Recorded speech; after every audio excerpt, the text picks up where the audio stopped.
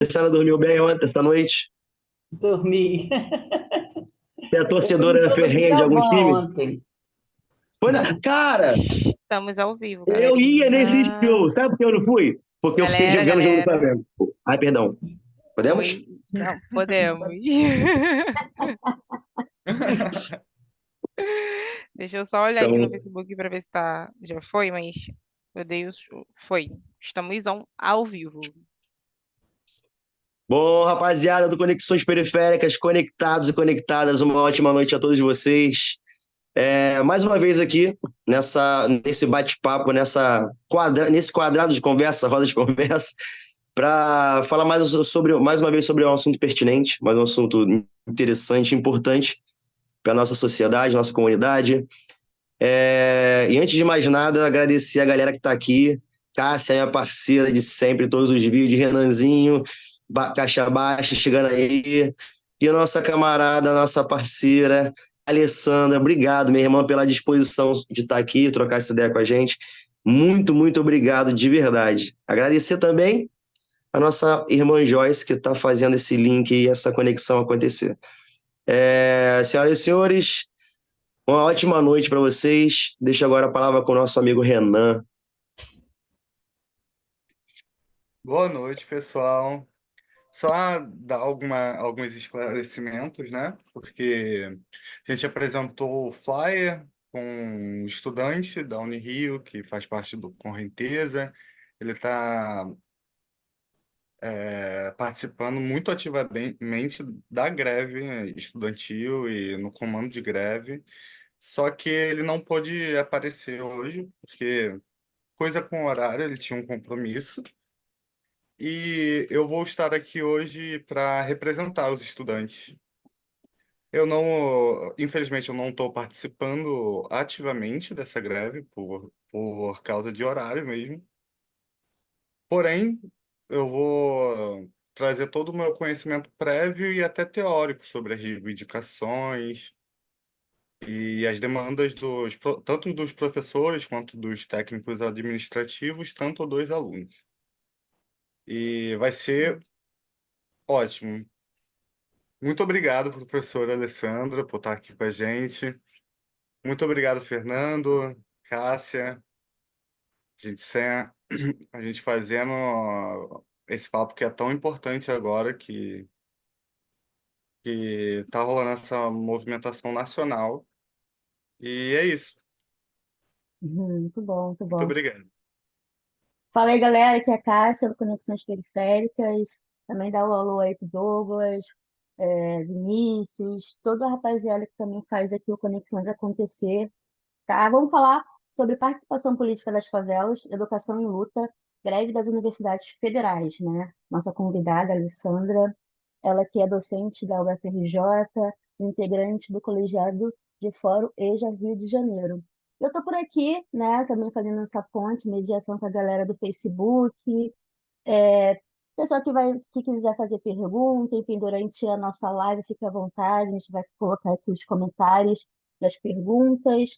E também lembrando que essa live ela é gravada, tá bom? Ela vai ser colocada no nosso canal de Conexões no YouTube com a nossa grande parceira, aí a Joyce, também está dando já um alô pro pessoal do NPC, que sem vocês a gente certamente não conseguiria estar tendo esse rendimento por tanto tempo. Muito obrigada. Isso aí, gente. Boa live pra gente. Podemos começar. Valeu. Então, vamos começar? É, É isso, vou falar Renan. vamos falar um pouquinho aqui, porque assim, a gente colocou algumas provocações, né? É, por exemplo, quem faz greve é vagabundo? E os grevistas estão reivindicando o quê? E o que a greve representa? São mais essas questões, né? E também quais são os impactos da greve na vida dos estudantes. Aí o Renan vai poder falar um pouquinho melhor. Mas, em suma, o que está acontecendo? Qual o motivo dessa greve? O que é isso, né? Só para a gente poder estar fazendo uma leitura aqui geral e começar aí, a nossa live. Passa a palavra para a nossa convidada. Tá certo, gente. Boa noite. Primeiro agradecer, né, o Douglas, que fez o convite, e Renan, Cássia, Fernando.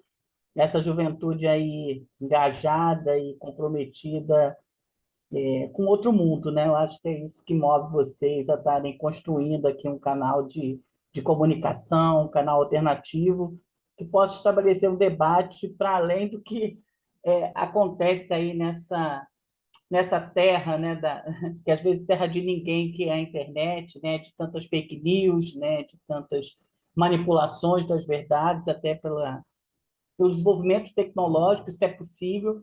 Então, é agradecer assim, a gente, como universidade, como integrante do movimento docente da UFRJ, a gente está construindo aí juntos essa greve, e aí a possibilidade de estar conversando com vocês e com aqueles que assistem, né? É fundamental isso, né? Que a gente possa ampliar cada vez mais o diálogo. Então, o primeiro é o agradecimento. A primeira provocação da Cássia é muito boa, né? Assim, quem faz greve é vagabundo. É boa, né, essa provocação, porque ela está nesse imaginário da gente. E no imaginário que criminaliza a esquerda, criminaliza a luta, criminaliza quem se organiza em prol da defesa de direitos, e de muitos direitos, né? Isso parece uma contradição, porque se a gente pensa, o presidente da República é alguém que apareceu na cena política fazendo greve. A história do Lula, né, enquanto sujeito político, é de uma liderança do ABC paulista lá no final da ditadura militar, né? Então, acho que a gente pode até ficar confortável no sentido de que a greve na esfera federal, né, de uma certa forma, está se relacionando com o governo, né, democrático, né, do campo que a gente chama popular democrático e que tem na sua organização a defesa do direito dos trabalhadores. E mais do que isso, né, dos servidores públicos. Isso é muito importante ser dito, né? O PT se constitui também nessa defesa do serviço público. E aí, quando a gente fala na defesa do serviço público, a gente não está falando do servidor público somente. Ele é fundamental, porque se a gente não tiver o servidor público, o que a gente vai ter é um profissional de cabresto vinculado aos políticos, vinculados a quem está no poder legislativo e executivo, e isso é muito temerário para a democracia. Então, o fortalecimento da figura do servidor público, aquele que entra de forma isenta no poder, no serviço público, é fundamental, não é? Então, muito das pautas e direitos que hoje a gente defende dentro da universidade, como um espaço que formam os trabalhadores que vão atuar no serviço público, em vários serviços públicos, não é? Na educação, na saúde, na assistência, né? No desenvolvimento tecnológico, né? A universidade tem esse papel estratégico fundamental, que às vezes fica meio encoberto aí nesse momento que a gente está vivendo, como uma coisa vagabundo, não trabalha, tem esbórnia na universidade, balbúrdia, né, que falava, né, todo mundo fuma maconha na universidade. Eu nem quero entrar nesse debate, né, acho que isso é um debate delicado, mas e precisa ser aprofundado, que é de fato a guerra contra as drogas, né? Mas esse discurso de que a universidade é um lugar sustentado pela sociedade e que não dá retorno à sociedade. Então, acho que essa é a primeira coisa muito importante, né? Então, não somos vagabundos, somos hoje um setor estratégico para o desenvolvimento desse país, somos hoje os trabalhadores que formam os trabalhadores que podem garantir a soberania desse país, mesmo, né, a gente localizado aí no capitalismo periférico e dependente, né, do capitalismo central, mas muito daquilo que a gente consegue quanto autonomia de sociedade, quanto produção de conhecimento, acontece no Brasil nas universidades. Não acontece em outro lugar. Diferente de outros países, as pesquisas brasileiras acontecem na universidade. Então, a primeira pergunta da Cássia é essa, né? Eu acho muito bacana e muito honesta e direta, porque às vezes é assim que a gente é considerado. E quando eu defendo a greve, né, e aí a greve dos técnicos, a greve dos professores e agora a greve dos estudantes aqui no Rio de Janeiro, né, a gente está crescendo, a UFRJ tirou uma paralisação de estudantes a partir do dia 11 de junho, né, em assembleia, porque a situação da UFRJ, só para exemplificar, porque a gente tem outras universidades em greves, né, outras universidades federais também em greve, mas no caso da universidade, os professores não estão em greve, os técnicos estão em greve, os estudantes anunciam uma greve. A greve docente na universidade é complexa, nossa universidade é uma universidade muito conservadora, é a maior do país, então a gente temos essa vergonha, pelo menos na minha opinião, de termos hoje 58 universidades em greves no Brasil, todas as universidades federais do Rio de Janeiro em greve, menos a UFRJ. Mas essa é uma luta lá interna, né, que a gente está promovendo nessa direção, porque é injusto isso de uma certa forma. Qualquer ganhos, e ganhos que já aconteceram, né? Por exemplo, a promessa da recomposição orçamentária, que é uma coisa que eu vou falar daqui a pouco, já está no horizonte, e isso graças ao movimento grevista, que infelizmente a UFRJ não agrega. Então, colocando essa dimensão, vou explicar um pouquinho quais são as pautas da greve, que eu acho que esse é o outro ponto que a Cássia trouxe, por que a gente está em greve, né? O servidor público federal, ele vem já sofrendo, e as universidades, de forma específica, já vem sofrendo com achatamentos no seu orçamento e no achatamento salarial dos seus servidores. Isso já há muito tempo. Isso não é uma coisa que inaugurou com o governo Bolsonaro, a gente já vem com isso, não é? Muitos anos sem aumentos, né, específico. Então, uma das questões que está sendo colocada é a recomposição salarial. Outras categorias do funcionalismo federal já conseguiram aumentos, inclusive categorias que se colocaram frontalmente contra o governo Lula, por exemplo, a Polícia Rodoviária Federal, né? E outras, auditores, né? Então, o governo foi cedendo aumentos, né? Porque como vinha com esse congelamento, a gente entende que um governo de cunho popular democrático estaria dando conta desse anseio dos servidores. Quando chegou, no caso, dos servidores das universidades e colégios federais, a resposta do governo foi reajuste zero. Então, diferente da forma como outras categorias foram tratadas, a categoria dos docentes das universidades receberam essa resposta do governo. E a gente considera isso muito complexo, não é? Porque vai na direção do enfraquecimento da universidade, vai na direção do entendimento de uma gestão de Estado que não valoriza a universidade. Então, a gente tem, de um lado, o achatamento, né? O não aumento, o não reajuste, muitas questões que a gente tem na nossa própria carreira, principalmente os tais, e que a gente vai tentando pleitear, né, na luta aí dessa greve, e temos um muito grave, que é o contingenciamento orçamentário. E aí isso é muito importante de ser sinalizado, né? Por quê? Porque hoje a universidade brasileira, diferente de outros tempos, não é uma universidade só da classe média branca. Isso é muito importante de ser dito, não é? Eu fui estudante da universidade federal, a UF, e professora já há 15 anos na UFRJ, e eu vejo claramente, ano a ano, o perfil dos meus alunos no curso de licenciatura em História, que é o curso que eu atuo, mudar, né? E não é só o curso de História, né? Hoje nós temos uma universidade mais periférica, nós temos uma universidade mais preta, nós temos uma universidade mais diversa. E aí é nesse momento que a gente precisaria de mais recursos. Então, o perverso dessa história é que, quando as classes populares entram dentro da universidade, e a gente pode falar isso aí no final aí dos anos 2000, né? Aí, ao longo dos anos 2000, e isso vai crescendo. Hoje, as universidades federais têm mais alunos das escolas públicas do que das escolas privadas. É claro que, numericamente, a gente pode entender isso, porque, né, 80% do ensino médio brasileiro é feito em escolas públicas. Então, acaba sendo uma consequência aí na transição de uma etapa da escolarização também.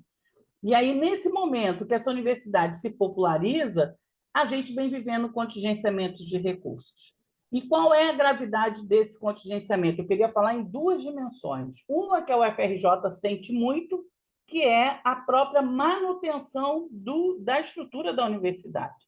Nós temos uma universidade hoje que está desmanchando, que afunda, que cai, que parede derruba, né? Cursos como de educação física e de dança estão com as aulas suspensas, porque o muro caiu. Então, o contingenciamento ele atinge diretamente na manutenção de prédios, e não são prédios novos, que acabam implicando num custo maior de manutenção. Nós estamos falando de universidades bem antigas, né? Como a Rural, como a UFRJ, né? Então, essa é uma questão. E a outra questão que a gente considera muito grave é a própria assistência estudantil. Então, a gente hoje abre o acesso às classes populares na universidade, mas não garante que ele permaneça. Porque se você, de fato, não garantir política de assistência, esse estudante não vai ficar. Alguns cursos são vespertinos, né? Durante o dia. Como é que ele vai conjugar o trabalho? Eu sei que muitos, né? Eu tenho muitos alunos que trabalham, que estudam, mas a gente precisa entender que esse jovem que chega na universidade, passar no Enem é o menos problemático. Muito mais problemático é se manter dentro de uma universidade sem assistência estudantil. Então, a recomposição orçamentária ela é fundamental e ela também é uma pauta da nossa luta. Ok? Acho que eu já, né, se quiser fazer perguntas, acho que eu falei demais, né? O professor é assim, né? Engata e vai embora, né? Fernando, Renan, Fernando. Mestra, dê licença, vou perguntar já também. A gente colocou ali na imagem de divulgação uma frase assim, luta pela educação, né? É complicado a gente falar que a gente está lutando para ter uma boa educação, ou a melhor educação, sendo que isso já vem se arrastando, né, durante a história do Brasil desde o início. Cara, você consegue dar um panorama para a gente, se vocês conseguem enxergar algum motivo desse desinvestimento? Há argumentos plausíveis assim para a gente que está de fora conseguir entender por que isso está acontecendo, se a resposta que vocês recebem é uma resposta justa? Consegue dar esse panorama para a gente, mestra? Eu acho que um ponto, Fernando, importante da gente sinalizar que a educação no Brasil ela nunca foi prioridade. Assim, né? A gente tem uma elite dominante, dirigente, que nunca botou a educação como, de fato, um projeto nacional. Então, isso é importante dizer. A universidade e a escola brasileira são muito recentes. Elas são do século XX.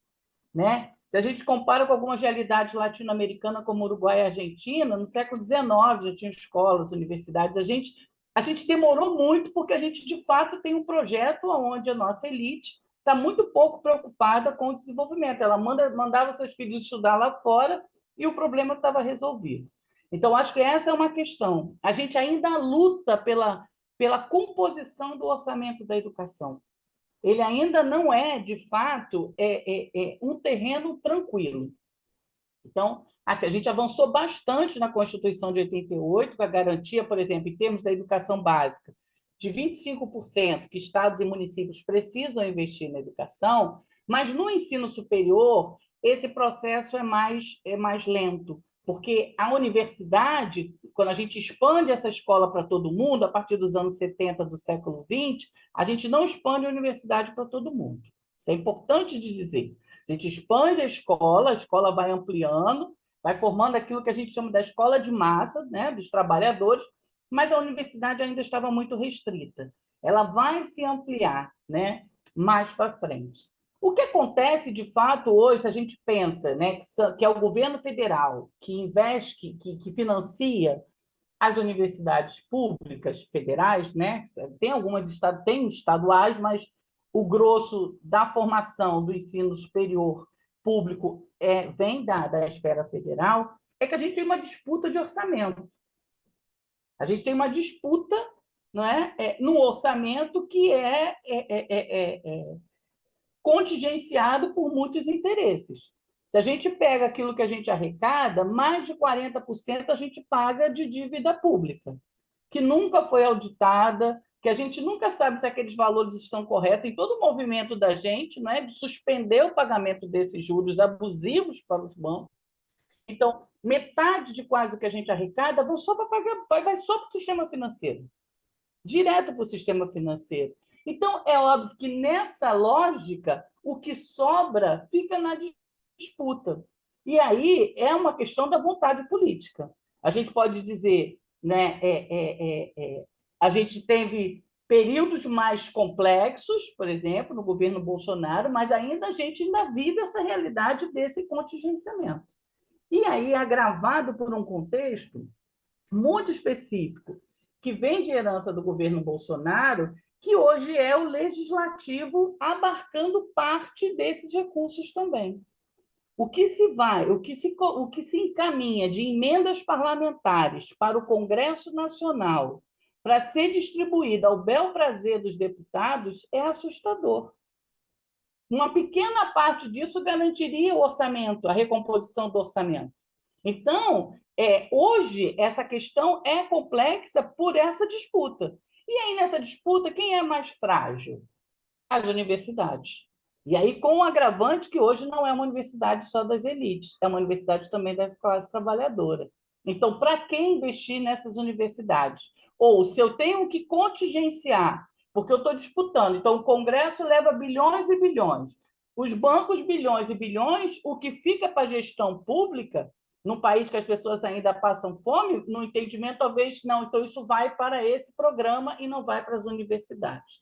Então, para além de todo esse processo de contingenciamento que veio desde o governo Dilma, a gente tem esse agravante hoje de uma disputa e que a sociedade não dá conta. É muito impressionante como a mídia não cobre isso, não é? Porque essa verba que vai para o deputado decidir o que ele quer fazer, ele pode decidir botar neon na praça.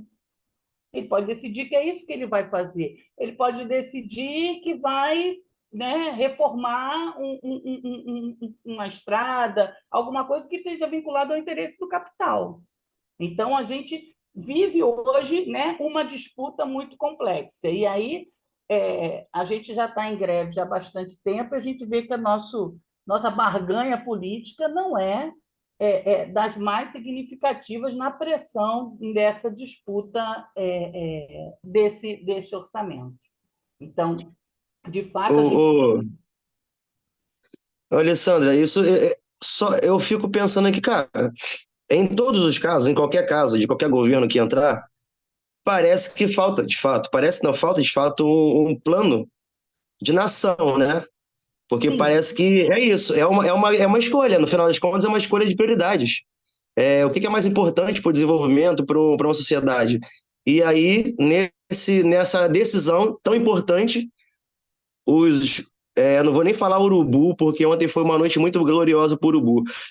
Mas esses vermes, eles vão ali, direto na raiz da divisão de alguma coisa. É isso, pelo jeito, então, né?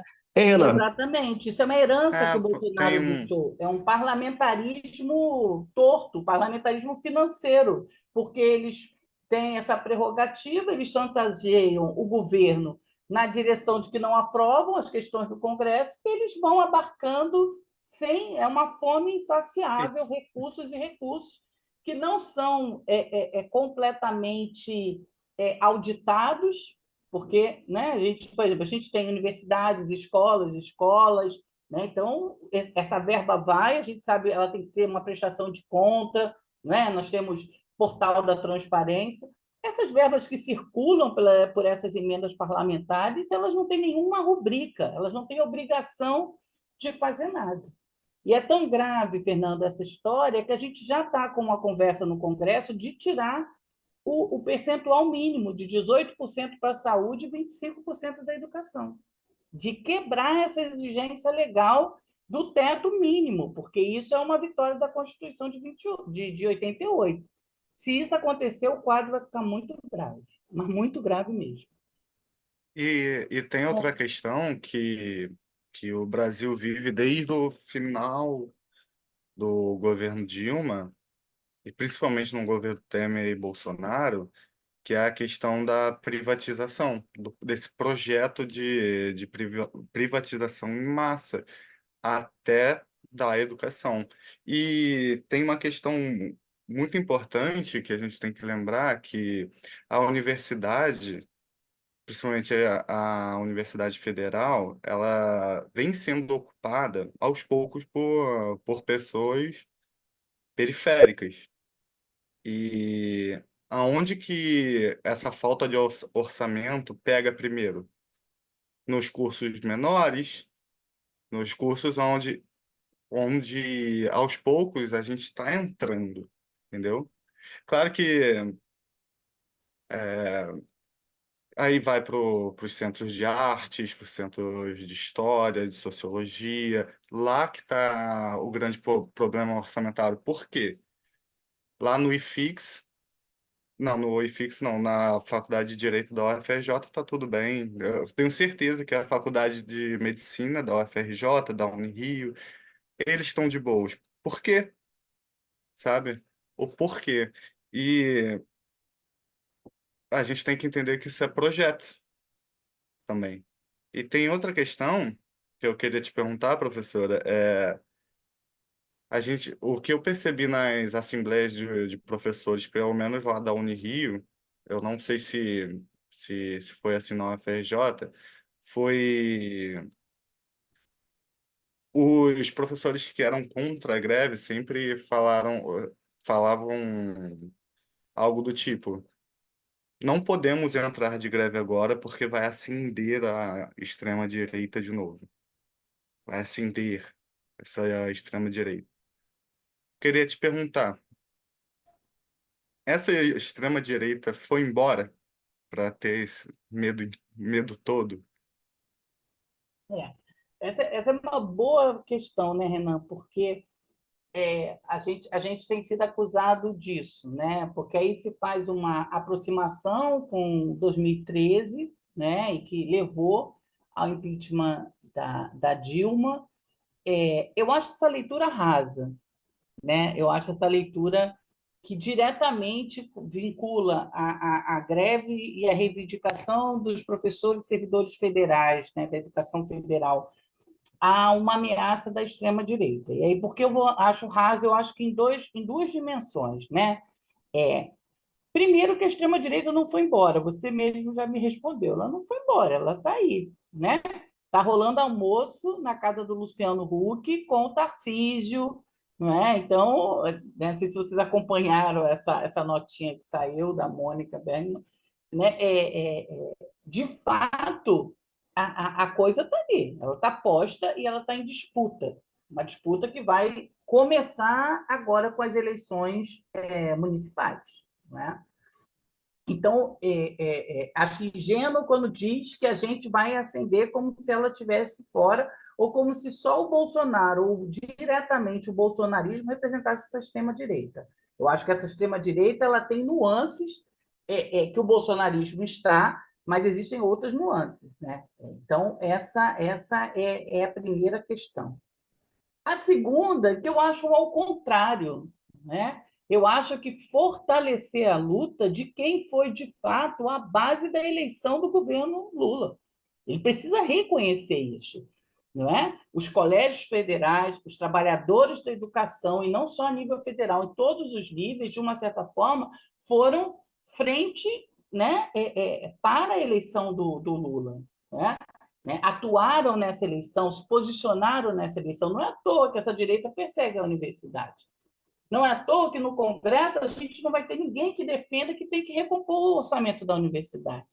Porque a universidade é o espaço desse pensamento crítico, né? É o espaço dessa possibilidade, de fato, não é, da garantia de direitos, né? Até a lógica da garantia de direitos, que não acontece com emendas parlamentares, né? Porque elas vão lá muito localizadas. E a saída, isso é importante dizer, porque eu acho que a UFRJ é meio um balão de ensaio para isso que você falou na primeira parte da sua reflexão, não é? Que é a privatização. A gente já percebe isso dentro da UFRJ. O CT, que é o Centro de Tecnologia, ele tem vários projetos da iniciativa privada. Né? que precarizam o trabalho dos estudantes, né? Às vezes com bolsa, né? E essas pessoas não podem parar, não importa se lá na EBA o curso de pintura não tem um lugar para acontecer. Não importa se lá no IFIX a água, eu estou dizendo a nossa realidade do FJ, se no IFIX, onde eu dou aula, a água tá imprópria para a gente beber. Não importa que houve uma obra, um acidente lá com a caixa de gordura e a gente poderia ter um incêndio, certo? Porque para esses setores, e isso está, por exemplo, é um reflexo nos prédios da universidade. A gente tem prédios da universidade que parece que está numa universidade privada, né? Porque ele recebe recursos, Faculdade de Economia, né? Instituto de Economia, eles recebem recursos da iniciativa privada. Por que a gente fala que isso é um balão de ensaio? Porque, de fato, o que pode acontecer é que só vai sustentar os cursos que têm interesses para o setor privado. Então, a gente pode ir minguando, né, ao contingenciar esses recursos, a gente vai minguando determinadas áreas de conhecimento. Aí a gente junta isso com a BNCC e com a reforma do ensino médio, que tira várias disciplinas. Então, a gente vai vendo como é que se encaixa. Então, a gente vai ter uma UFRJ que vai ser o centro de tecnologia, que vai produzir para o setor produtivo. Para que um curso de história? Para que um curso de filosofia? Para que um curso de artes plásticas? Para que um curso de pintura, de arte cênica? Isso não é necessário. Então, a gente costuma brincar no movimento, né, de oposição, lá no sindicato da UFRJ, dos docentes, que a gente vive a luta de classe dentro da universidade. A gente, por exemplo, eu que atuo no curso de História, percebo claramente isso. Eu amanhã vou dar aula remota. Não porque eu queira, eu vou dar aula remota porque o prédio do IFIX está fechado, né? Isso não acontece no CT, né? Isso não acontece em outros lugares. Isso acontece nesses cursos. E aí é muito importante a gente não perder de vista que são os cursos que vão, de uma certa forma, construindo, né, a contra-hegemonia, que vão trazendo debates, e não é um debate único, né? Ninguém está na caixinha, ninguém é igrejinha. Debates múltiplos, mas que vão incorporando as minorias, que vão garantindo, né, a luta por esses direitos. Eu, por exemplo, sou uma pesquisadora da educação de jovens e adultos. Quem vai financiar uma pesquisa da educação de jovens e adultos? Ninguém. Então, a gente, de fato, vai, né, criando, talvez, o que a gente vê na UFRJ, um balão de ensaio do que vai ser o ensino superior daqui para frente. Um lugar que vai reelitizar e vai estar voltado somente para determinados cursos, conhecimentos e áreas, né? Sim, perfeito. E a gente vê lá na Unirio é a mesma coisa, sabe? A gente não tem água, a gente não tem. Ah, e falando sobre até a terceirização dos bandejões, né? Dos famosos bandejões que bateram neles primeiro, essa precarização, né? Eles estavam. Essa luta deles, eles estavam há 4 meses sem receber. Às vezes só tinha uma pessoa para atender a universidade inteira. E de quem é interesse? A gente é simples. Se as escolas municipais e estaduais têm bandejões públicos, que eles contratam servidores públicos por meio de concurso para trabalhar na cantina, por que as federais não têm, sabe? E a gente tem que perceber que, só completando essa reflexão, que desde 2013 foi, se eu não me engano, de 700 milhões de reais para 200 milhões de reais o orçamento. Você pode me corrigir? É mais ou menos Isso assim. em 11 anos. E se tem 200 milhões ainda, eles estão indo para algum lugar. E E 200, porque, e tem uma coisa, Renan, nesses 200 milhões, assim, porque eles de fato não dão conta de uma universidade. Por exemplo, a UFRJ, ela é maior que muitos municípios do Rio de Janeiro, em termos de estudantes, de servidores. Assim, se a gente pensa a UFRJ, né, enquanto a sua receita, né, e de outras universidades também. Então, a gente vai, de fato, amplia o número de alunos, amplia o horário noturno e diminui aquilo que você vai fazer essa gestão. E aí a universidade vai vendo aonde ela consegue colocar. É claro que esse cobertor é curto, ele não vai dar conta. Agora, quem consegue financiamento de fora, consegue arrumar a sua casa. E a gente vai ficando cada vez mais precarizado em duas universidades. Aquela dos cursos que são importantes para o sistema, para o capital, e aqueles cursos que não têm nenhuma importância. E aí tem um elemento, né, que a gente tem que destacar nisso, que são os cursos que a classe trabalhadora está de forma mais majoritária, né? Que estão os artistas, que está uma dimensão de pessoas que essa extrema-direita, que não foi embora e que não é a gente que está ameaçando, não quer, de fato, que viva, né? Porque eles são fascistas, né? Eles, de fato, querem exterminar o outro. Então, são sujeitos passíveis de serem eliminados. Não há necessidade deles para a sociedade, né? Fazer aqui uma contribuição. Realmente, a permanência do preto favelado, né, na universidade, a gente vê aí que é um ato realmente de resistência e sobrevivência, né? E muitas vezes a galera precisa ter uma outra fonte de renda e quando tem, né, não consegue permanecer na universidade também por conta do horário e tudo mais. Tem a questão do bandejão também, tem as bolsas também, né, para incentivar a pesquisa. E aqui eu enumerei algumas coisas, né, que relatam alguns entrevistados aí, os alunos dessa greve, né, e basicamente falam isso, né, falando essa perda do conteúdo pedagógico, do calendário corrido, né, depois do final da greve vai ter que fazer aquela correria também, a incerteza sobre uma data de formatura, também tem isso, né, e também ficar naquela ansiedade, né, com os gastos extras e problemas na alimentação. O Renan apontou a questão do bandejão, né, nas universidades. Uma vez eu fui na FRJ, ali na URCA, e, assim, foi uma conquista, né, até que é recente, o pessoal com um bandejão mesmo, sabe, conseguir essa alimentação lá. E é isso, porque a universidade, né, é pública e pelo menos eu visito, né, alguns campos, né, algumas aulas também que é aberta para a sociedade. Quem não sabe, o pessoal pode ir, gente. E aqui eu vou dar uma contribuição, que a gente recebeu uma pergunta aqui do Douglas, né, nosso parceiro aqui. Ele falou assim, professora, gostaria de pedir para a senhora falar um pouco sobre a relação entre a reforma do ensino médio e a ampliação das ações afirmativas e políticas de cotas, né? Como esse processo de sucateamento da universidade pública, o que está em jogo? Quem perde com esse sucateamento? É uma pergunta aí do nosso querido Douglas. Isso. Douglas, esse é um debate que a gente tem feito até no âmbito da pesquisa na educação de jovens e adultos,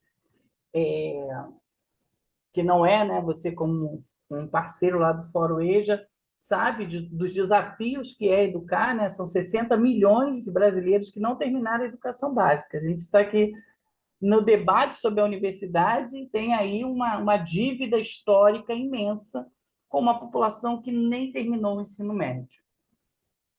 Mas, fora desse debate, a gente tem, com a ampliação da escola a partir dos anos 70 do século XX, de fato, a entrada de sujeitos da classe trabalhadora, né? Eu fui uma aluna da escola pública e hoje sou professora da universidade. Eu sou uma sujeita da classe trabalhadora que está hoje, né, professora da universidade. Isso é graças ao fato dessa escola que vai se fortalecendo e vai possibilitando isso, né? Agregado, é claro, às iniciativas da educação popular, dos cursos preparatórios, né? Também tem um movimento de juventude aí que foi muito determinante para a entrada, né? Porque a escola também tem seus problemas, né? Então, a gente vê claramente essa junção aí desses sujeitos políticos. A reforma do ensino médio, ela a grosso modo, o que eu acabei de dizer que acontece na UFRJ, brincadeira da luta de classe, a reforma do ensino médio, né, e aí tem muitos autores que pesquisam isso, né, no campo da educação, ela vai apartar, de fato, dois níveis de formação. E aí, como eu falei, a maior parte dos alunos da juventude estuda em escola pública. Para a maior parte dessa juventude, a gente vai fazer uma formação para o trabalho simples. Isso é muito importante da gente entender o que significa a formação para o trabalho simples. Eu preciso só de português, matemática e inglês, porque o inglês é importante para que eu possa operacionalizar coisas básicas no comércio, por exemplo. Certo? A máquina, a internet, a tecnologia. É isso que é a reforma do ensino médio. Português, matemática e inglês.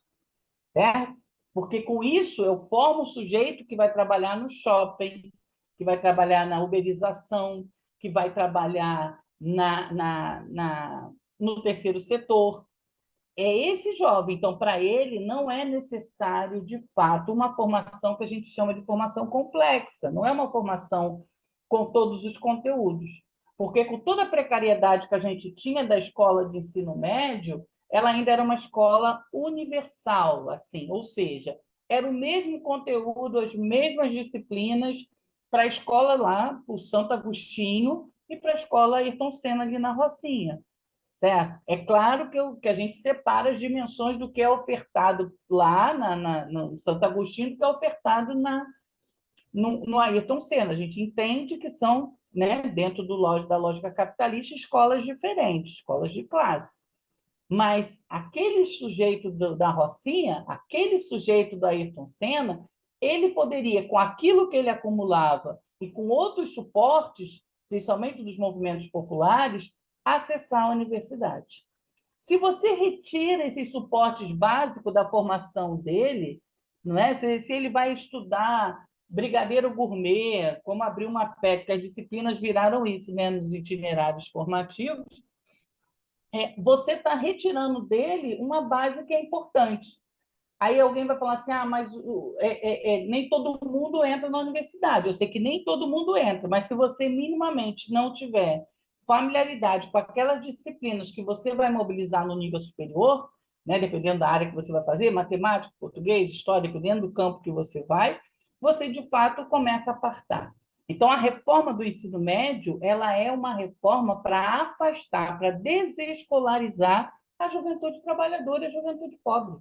É uma formação precária, aligeirada, só do conhecimento básico, porque dali ele finaliza o seu estudo e não sonha chegar na universidade. Então, essa pergunta do Douglas é muito importante para a gente entender que essa reforma do ensino médio são facetas de uma moeda, de fato, não é, de precarização da vida da juventude brasileira. Ô, prof, seguindo nessa linha da precarização, mas de repente uma pergunta um pouco mais aberta, a gente falou aí sobre a mídia não mostrar algumas batalhas, algumas reivindicações, de repente, possivelmente, ou com certeza, de forma estratégica. Aí vamos seguir nessa linha aí. Vocês estão com reivindicações, algumas reivindicações, não só o aumento salarial, né? Não só esse reajuste, não só essa preocupação com o investimento, além da segurança, enfim, tudo isso. Tá nessa preocupação ao mesmo tempo que a gente está nesse momento de tanta desinformação, de tamanha desinformação, de mentiras escalamitantes diariamente, e a gente tem essa extrema-direita que está dentro, está fora, a gente sabe como é que está. Como é que é essa relação aí dentro? Eles também abraçam os mesmos argumentos que a gente vê absurdamente, de forma escrota, passando nas mídias, cada frase absurda que, enfim, lá eles também são terraplanistas? Eu queria saber mais ou menos assim, nesse pique. Tá. Você diz dentro da universidade. Porque são professores formados, né? Os intelectuais também. Então, eu queria saber, porque você falou que existem instituições que recebem, que também não tem conexão com isso que eu estou te perguntando em relação aos professores conservadores. Mas tem instituições que recebem, de alguma forma, investimento, muitas não. Só para entender como está a unificação da classe para. Tá? Uma boa pergunta, Fernando. Eu não acho que eles são terraplanistas, não. Não que a gente não tenha pessoas conservadoras na universidade, porque o terraplanismo é uma radicalidade, né? Social, doideira. Né? Mas a gente tem, sim, professores conservadores e que, às vezes, não se colocam como conservadores. Eles se colocam como defensores de temáticas. Então, eles discutem temática das minorias, eles discutem temáticas dessas que a gente usa, né, no campo da nossa formação e da formação da classe trabalhadora, mas eles têm projetos individuais. Aí eu acho que eu estava conversando com umas amigas assim, né, sobre esse contexto. A ideia, essa perspectiva cultural do neoliberalismo, ele pegou todo mundo. Ele não pega só o empreendedorismo, aquela matéria que quer ensinar para o menino lá na escola do ensino médio, e depois ele acha que vai ficar na bicicleta do Itaú e que ele é um empreendedor. Na verdade, ele é um precarizado e ele compra essa história de empreendedorismo. Aí tem curso de empreendedorismo, né? Quer dizer, você não tem carteira, você não tem direito, você não tem nada, mas você é um empreendedor. Então, existe esse imaginário que está aí no senso comum, mas isso não é um imaginário diferente dos meus colegas, não. É claro que lá o pensamento é mais complexo, mas ele não consegue fazer uma leitura mais totalizante desse problema. Ele não vê nenhum problema. Eu pego o financiamento, estou fazendo aqui essa pesquisa e pronto. Essa pesquisa é importante. O que está acontecendo em volta da universidade, entender essa política, entender o impacto disso na juventude pobre, não necessariamente todos os professores.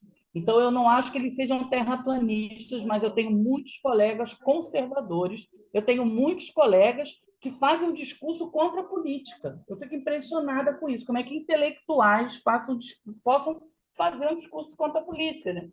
Não, esse negócio de sindicato aí eu não me meto, não. Esse negócio não, isso é política, não. A questão é acadêmica, a questão.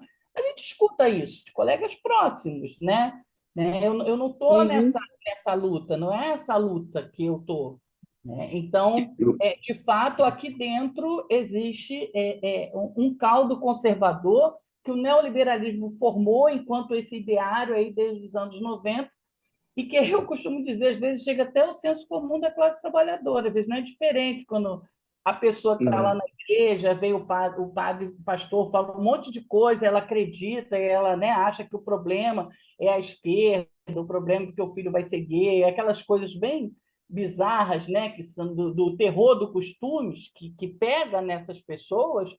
Isso não é muito diferente de algumas coisas que eu escuto dos meus colegas, não.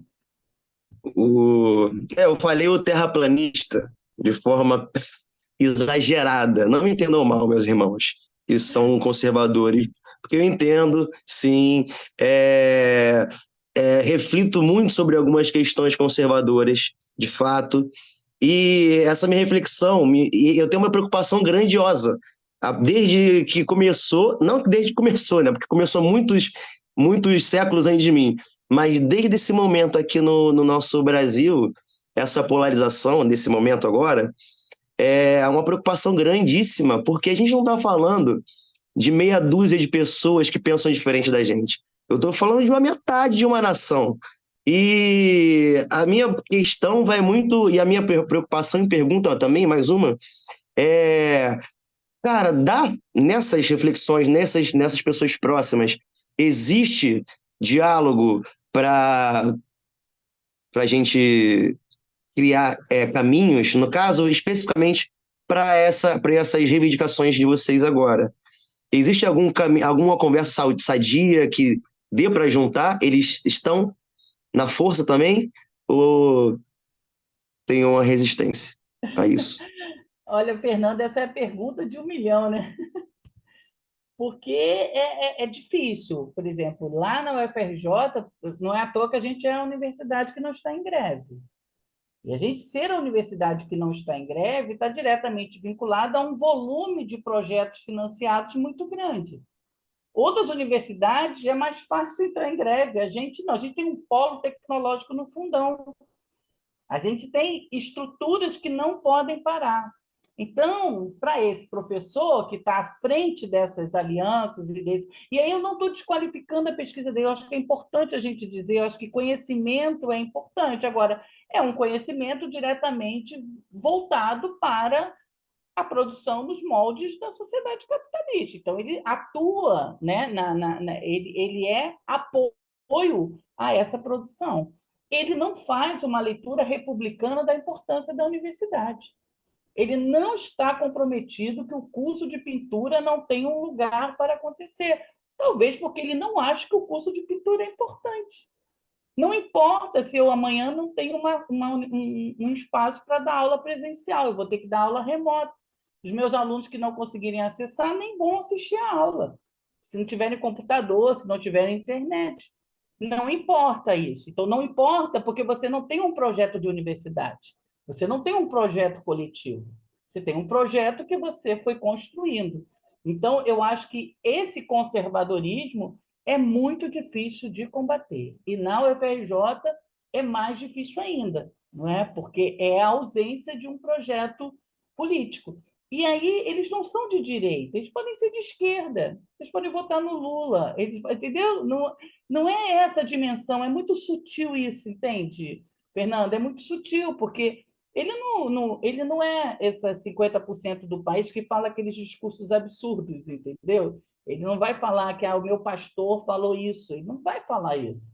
Mas ele, de fato, opera com a mesma lógica destituidora das estruturas republicanas desse país. Ele é igualzinho o cara lá na igreja que vai dizer que que importante é a Bíblia, mais Bíblia e menos Constituição.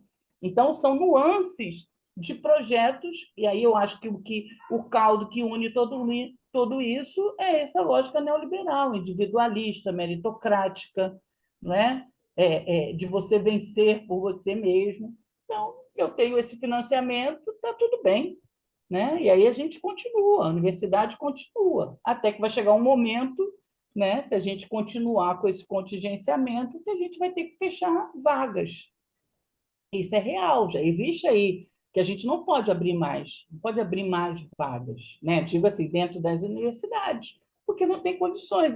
O que o Renan falou, a terceirização, a limpeza, né? É onde a corda arrebenta, são os primeiros a ficar sem salários. A gente faz várias, né? O grupo do movimento, quando eles estão no final do ano, as empresas que são contratadas não cumprem o que tem que cumprir, ficam com, né? E não pagam os salários. Quantas vezes a gente faz vaquinha para que a pessoa tenha pelo menos um Natal digno? Então, são muitas questões que atravessam a universidade e que um contingente bem significativo acho que isso não é um problema deles. Não é um problema deles. Professora, eu vejo muitos colegas estudantes sendo contra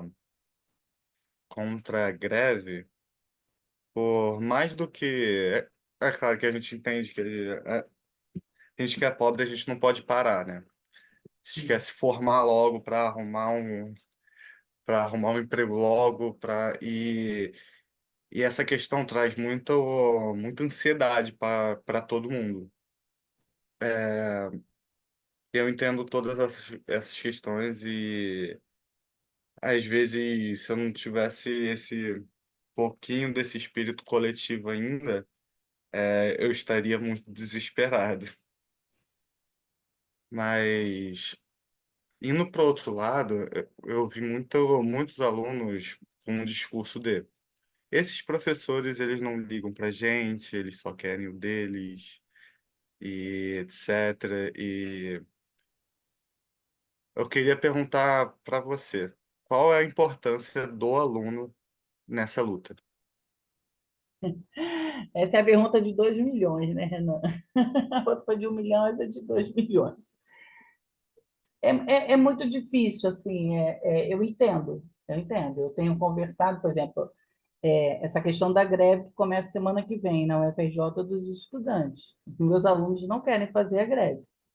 E eu também, eu não estou em greve, então a aula está mantida, né? Eu estou tentando que a gente chegue numa decisão coletiva da turma, né? Ouvindo todo mundo que seja da melhor forma possível.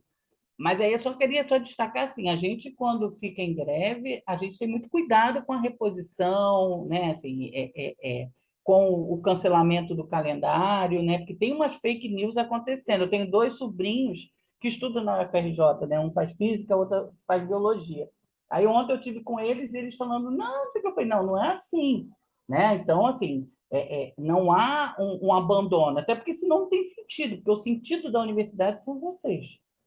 Se um professor não encara de fato que a universidade, a gente faz pesquisa, mas o sentido da universidade são os estudantes. Se a gente não se compromete com esses estudantes, aí tem uma distorção. Aí vai para aquilo que eu falei com o Fernando da perspectiva conservadora, né? Então, a gente precisa olhar quem são esses estudantes, a gente precisa se organizar, né, enquanto docentes a partir disso. Claro que isso aí é um desafio ainda a ser construído, né? Porque eu acho que tem muitos professores que não se veem como servidor público, não se veem como trabalhador. Ele acha que ele está no patamar acima da, né? Eu sou uma servidora pública, né? E servidor público é aquele que serve, no sentido mais estrito. Então, o nosso sentido é servir na formação de vocês. Então, isso é um elemento importante. É claro que eu estou falando de um universo que é como complexo, nem todo mundo pensa nisso. Mas, porque aí, do mesmo lado que a gente tem o conservadorismo dos professores, a gente tem o conservadorismo dos estudantes também. A gente tem o conservadorismo dos estudantes. Tem estudante falou para mim, não, vamos lá, é ótimo, remoto, a gente acaba logo, está terminando o semestre. Isso é diferente do colega que tem uma pesquisa super financiada no CT? O colega, eu digo professor, não é. E por mais perverso que seja, porque são realidades tão distintas, mas é a mesma faceta, né? Assim, eu quero resolver a minha questão. Então, essa ideia desse caldo que o neoliberalismo vai colocando, da despolitização, é uma realidade. Então, acho que o caminho é muito diálogo, a gente precisa conversar. E precisa também ter como exemplo outras greves, né? Porque a gente trabalha janeiro, trabalhou fevereiro, entendeu? Assim, não existe o calendário, não, os alunos não são prejudicados. É claro que assim, o menino que tenha que se formar, ele vai se formar um pouco depois, né? E a gente espera que essa greve não seja longa, que o governo avance aí na negociação, abra de novo a mesa de negociação. Mas não é assim, ninguém perde o diploma, ninguém perde o semestre. Tem período de cancelamento especial, provavelmente vai sair, você pode cancelar a disciplina para não alterar o seu CR, você tem abono de faltas. Então, todas essas questões são discutidas no âmbito do SEG, né, dos conselhos de graduação, aqui no caso é o SEG aqui da UFRJ, mas em todos os conselhos. Não existe, né? Eu acho que pode, aqui eu defendo meus companheiros, né, que estão aí na frente de luta, né, nas outras universidades, nos sindicatos, né, que são pessoas com muita perspectiva republicana e que não vão prejudicar os alunos. É claro que algum tipo de incômodo, de atraso pode acontecer, mas ele não é estrutural, como as fake news estão falando. Meu sobrinho chegou e estava no primeiro período de física, ele falou que os professores falaram que se entrar em greve, perde tudo. Aí tem que recomeçar. Não é assim. Não é assim. Quem viveu greve sabe que não é assim. Então, o calendário vai ser reposto, as aulas vão ser reorganizadas. Se o aluno quiser, ele pode trancar e não altera o CR, trancamento período especial. Então, acho que é importante a gente falar isso também para acalmar, principalmente os alunos que estão chegando, que nunca vivenciaram uma experiência de greve, né? A nossa última greve já faz mais de 10 anos, foi 2015. É igual que as universidades vivem entrando em greve, isso é mentira. Não é nem... Né? Assim, então, essa experiência, eu tive 2 greves no tempo que eu estou na UFRJ, e todas elas a gente foi muito cuidadoso nesse espaço da organização do calendário, inclusive trabalhando no verão, nas férias, no calor, tudo aquilo, né? Aquelas salas sem ar-condicionado da UFRJ, né? Quer dizer, lá no IFIX, que no CT deve ter. Agora vamos ver do Renan, já que é aluno universitário, né? Tô pegando aqui a contribuição do Douglas, dando boa noite para Flávia Lima, boa noite, sempre está aqui com a gente, todas as lives, né? Compartilhando com a galera. Então, a pergunta aqui é sobre, Renan, qual o seu olhar sobre o papel da greve, apesar dos impactos em que está se formando ou ingressando na universidade pública? Você já pegou greve? Como é que é? Você já vivenciou? Levando para o outro lado, né? Falando do lado do professor, certo? Agora o lado do aluno. E aí eu queria passar um pouquinho para o Renan, né? Dar essa contribuição. Renan? Então, então, Cássia, o que eu tô chegando agora na universidade, então, então é a primeira greve que eu pego e é sempre aquele imaginário, né? Eu fui entender o que é ser aluno em greve agora e a gente vê que os alunos têm a gente sofre muito com o sucateamento. Só que é como eu tinha falado, a vida não para. E parece que o relógio para a gente é mais curto, né? A gente não tem as mesmas horas no dia que uma classe média, que uma classe média alta, ou até de uma certa elite bem mais alta. Então, a gente tem que. O meu movimento foi ver as reivindicações, estudar muito sobre isso, trocar ideia com os movimentos estudantis, trocar ideia com. Ir nas assembleias dos professores, primeiramente, né?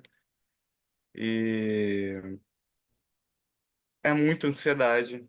Que a professora falou, existe um conservadorismo enorme por parte dos alunos, principalmente aquela elite que está ainda nas universidades federais e eles que têm mais engajamento, até pelo capital que eles têm, o capital político mesmo, dentro da universidade. E é muito é complicado, principalmente lidar com essa desmobilização, esse essa descrença, principalmente na luta estudantil dentro da universidade. A gente está. É muito sintomático que o que aconteceu, que foi os institutos federais, que foram os secundaristas que levaram para frente essa greve. Eles foram um ponto de partida. É muito sintomático isso.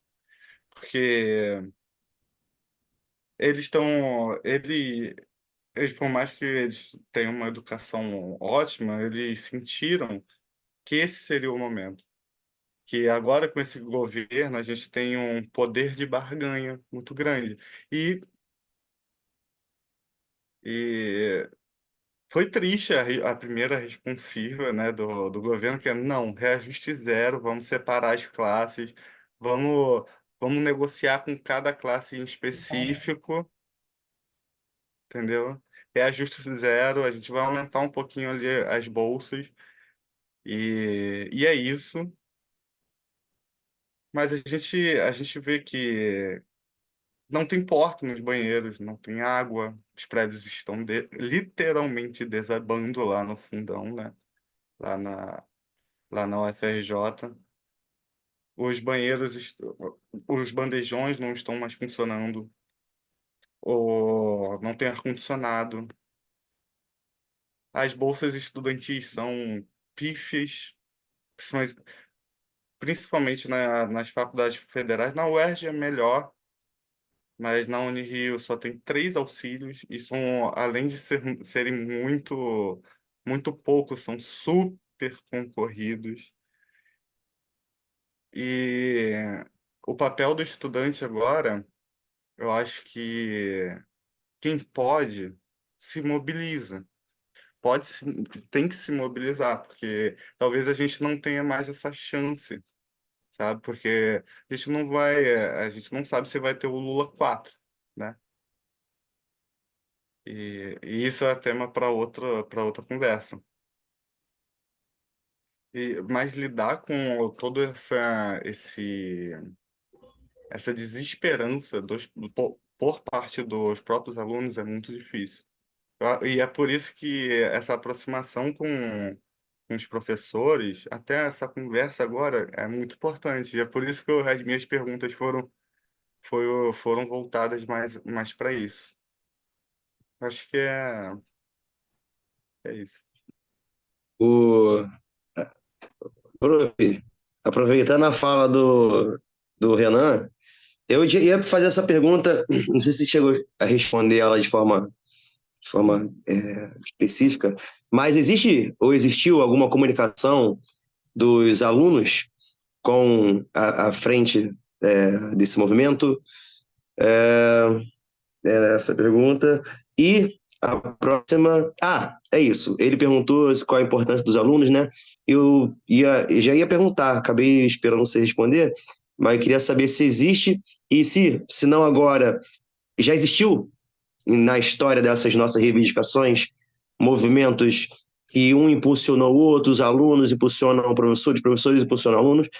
E para finalizar minha pergunta, fala para a gente depois como é que está o panorama dessa negociação. Ele falou também de esperança. Então, me fala se já teve algum avanço, se tem possibilidade, se tem esperança. Obrigado. Bem, os estudantes, sim, eu tive em Brasília, a gente teve um ato semana passada, foi a Marcha da Educação, dos Trabalhadores da Educação em Brasília, e eu fui, e tinham muitos estudantes. Os atos que a gente tem feito são atos com os estudantes. Então, assim, o movimento estudantil e o movimento docente, que, né, que está à frente dessa luta nas universidades, tem uma aproximação muito grande com os estudantes, né?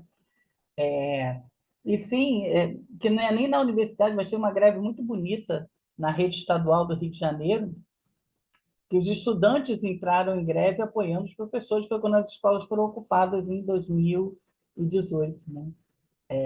E é lindo para mim, acho que são um dos movimentos mais emblemáticos, porque o professor da rede estadual do Rio de Janeiro é o pior salário do Brasil, assim, ele é muito precarizado, a rede estadual, né? Em outros estados não é assim, mas aqui no Rio de Janeiro é muito precarizado. E aí sempre teve greves, né? E aí essa greve é muito bonita, os alunos ocupam as escolas, foram centenas de escolas ocupadas. Depois eu desenvolvi uma pesquisa sobre esse movimento, entrevistei né? A gente tem produção, porque a gente entende que a universidade tem que produzir isso também, né? A universidade tem que fazer escuta. Quem eram esses estudantes? Por que ocuparam? Qual era a relação? Então, acho que sim, a juventude tem um papel histórico fundamental, que a gente reconhece, né, a importância disso para a própria garantia dos direitos, né? Acho que isso é muito importante de dizer. Eu entendo essa angústia que o Renan sente, que eu sinto também com os meus colegas, assim, porque, e aí, bem diferente dos meus colegas, porque eu acho que o estudante também tem suas condições muito precarizadas, principalmente os estudantes da classe trabalhadora, mas que a gente precisa entender que a gente precisa deixar essa universidade para os nossos netos, os nossos vizinhos, né? Para a nova geração. Né? Não, não é possível a gente ficar acomodado pelo privilégio de estar aqui, seja até os estudantes mais precarizados, mas de estar numa universidade federal. Isso não pode encerrar, né, nessa história. Então, eu acho que cada vez mais a gente fala do caráter pedagógico da greve, caráter pedagógico dos movimentos sociais. A gente se educa aí também, a gente aprende aí também, né? Então, é isso, é acreditar. O cenário não é bom, eu acho que o cenário mundial não é bom, a gente está vivendo muitas questões hoje no mundo, questões ambientais, a questão da Palestina, são muitas questões que às vezes dá vontade de nem sair de casa para fazer mais nada, né? Porque é só derrota. mas a gente precisa estar junto, né? Acreditar que é um projeto de país que a gente acredita, um projeto de universidade, um projeto de educação, um projeto de escola, e que a gente tem que lutar por ele. Porque se a gente desistir, aí acabou tudo, né? Aí os terraplanistas tomam conta geral do pedaço, né? Sobre a negociação, o governo fechou a negociação. Hoje teve uma reunião em Brasília à tarde, a coisa avançou muito pouco, a greve continua, mas a gente vai ter assembleias a partir da semana que vem para definir isso, mas ainda tem uma intransigência aí do governo em relação a essa questão do reajuste. A recomposição orçamentária já avançou. Então, atualmente, essa pergunta, a gente continua em greve, mas vamos ver como é que caminha, porque o que acontece? O sindicato dos docentes, ele tem o Sindicato Nacional, o ANDES, que faz a negociação. Mas todas as assembleias locais de cada universidade têm autonomia para decidir. Então, a partir do que fosse negociado hoje essa mesa, vamos ver como é que se desdobra. Mas o encaminhamento é que a greve continua para fazer uma pressão sobre o governo. A gente tem um sindicato menor, que é o PROIFES, né, um sindicato nacional menor, eles representam um pouco mais de 5 ou 6 universidades, e eles assinaram o acordo com o governo. Então, a gente ainda está nessa disputa, a justiça cancelou essa assinatura, porque ele não tem representatividade, então a gente ainda tem essa disputa aí no âmbito sindical. Então, tanto o Sinasef, que representa os colégios, FASUB, Sinasef, que representa os colégios federais, como o ANDES, não assinaram o acordo, e aí continuamos aí nessa luta, né? Vamos ver como é que caminha. Eu acho que semana que vem as assembleias vão dizer um pouquinho localmente como é que a coisa caminha, tá? Muito bom. A gente já está se caminhando para as considerações finais. Muito bom, né, esse debate, né? Mais uma vez falando aqui sobre a participação política das favelas, educação em luta, greve das universidades federais. A gente está aqui com a nossa querida Alessandra, né? Docente da UFRJ, integrante do colegiado Fórum EJA, RJ, que é ensino de jovens e adultos, né? Que é muito importante. E agradecer a galera que está aqui nos acompanhando no Facebook, né? Flávia, Douglas, enfim, uma galera aí. E também dizer que essa live é gravada e a galera pode assistir tranquilamente em algum momento, tá? No YouTube, tá? Segue a gente, compartilha, porque assim, nós estamos fazendo uma série de lives super importante, né? Semana passada a gente falou sobre as enchentes, né, no Rio Grande do Sul, mudanças climáticas também está em pauta, e a gente precisa, porque isso é muito importante, impacta diretamente aqui na nossa comunidade, na nossa favela, né? Falou sobre racismo ambiental, tudo isso. Então tá tudo lá, tudo no nosso canal. Eu já quero agradecer imensamente estar aqui, sempre dividindo aqui com o Fernando, né? Meu parceiro, companheiro de alguns anos, né? E agora trazendo aí uma juventude, o Renan, né? Renan Moura não é meu parente, não, mas eu gostei do Moura, hein? E é isso, gente. Vou passar a palavra para vocês. Enfim, primeiro vai o Fernando, nossas considerações finais, e depois a gente termina com a nossa queridíssima Alessandra. Tudo bem para vocês? Então vamos lá. É isso, Fernando. prof.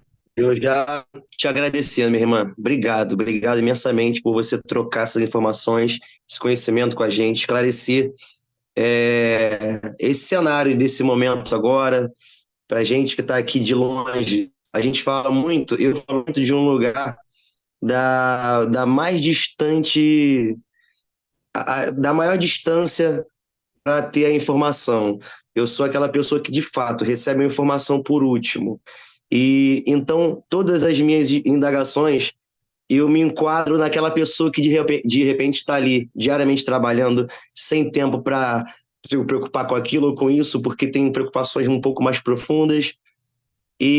Mas em todos os casos, essa conversa é muito importante também para aproximar esse tipo de pessoa, para me aproximar mais também. Então, obrigado, tá? Obrigado de verdade, primeiro para ti. Foi muito importante. Antes de passar para o Renan e para ti, eu escutei em algum momento uma frase que a pessoa falava assim, possivelmente é uma frase célebre, né?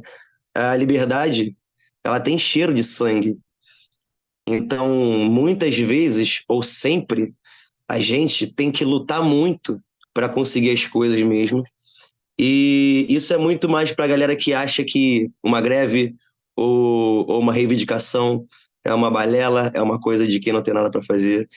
Então, para entender que essa sua liberdade aí, ela veio com muito sangue e muita briga com quem controla ou quem controlava as coisas. Então, obrigado por estar defendendo essa luta também, tá? Renan, Cássia, minha parceira, obrigado. Dá um salve para o meu irmão Douglas, que vocês falaram da negociação. A Alessandra falou que lá de Brasília, nosso irmão Douglas, junto com um grupo também de pessoas aqui da comunidade, foram para Brasília, estiveram em Brasília essa semana passada, se não me engano, para também, entre outras coisas, estar ali reivindicando de perto essas questões. Passo agora para você, meu irmão Renan. Obrigado, senhoras e senhores que estão acompanhando a gente. Até a próxima. Obrigado, o NPC, Joyce, minha parceira, que está nesse controle aí. Tá contigo, meu irmão. Ótima noite a nós. Muito obrigado, galera. Obrigado, Fernando. Obrigado, Cássia. Obrigado, professora. É muito importante a gente ter esse diálogo. Obrigado, Douglas, por ter convidado essa professora maravilhosa aqui para conversar com a gente. E esse debate se torna muito necessário nesse momento. Eu, infelizmente, eu não estou participando da greve estudantil ativamente, mas eu sou coordenador e sou professor de um pré-vestibular aqui no Rio das Pedras. Então, a luta vem por acreditar tanto nessa educação que a gente tanto defende, que a gente tanto luta, que a gente pegou como propósito, né? E poder ter essa conversa com uma docente de uma universidade tão grande, tão importante para a gente, é muito, é incrível. E ter esse diálogo para as pessoas que normalmente não estão a par da universidade, a gente sabe desse distanciamento muito grande, às vezes, que é a universidade e, e a classe trabalhadora em geral tem. Então, foi, é, é muito importante a gente estar aqui.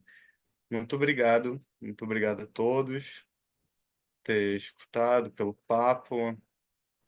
Boa noite a todo mundo e eu passo agora para a professora. Gente, eu também só agradecer, né? É uma alegria ver aí essa juventude, né? Periférica. Eu fui uma jovem também que, né, se organizou isso há 1000 anos atrás no pré-comunitário da Cidade de Deus. Então, ver vocês é ver um pouquinho esse passado. Então, obrigado, e é isso que o Fernando falou, né? A liberdade tem gosto de sangue. Bom ouvir isso, né? Para não fazer a gente desistir, tá bom? Um beijo. Um beijo, Obrigado, galera. família. Um abraço, meus irmãos e minhas irmãs. Até a próxima. Até a Fiquem com próxima. Deus. Obrigado. Vamos na luta. Fui-me.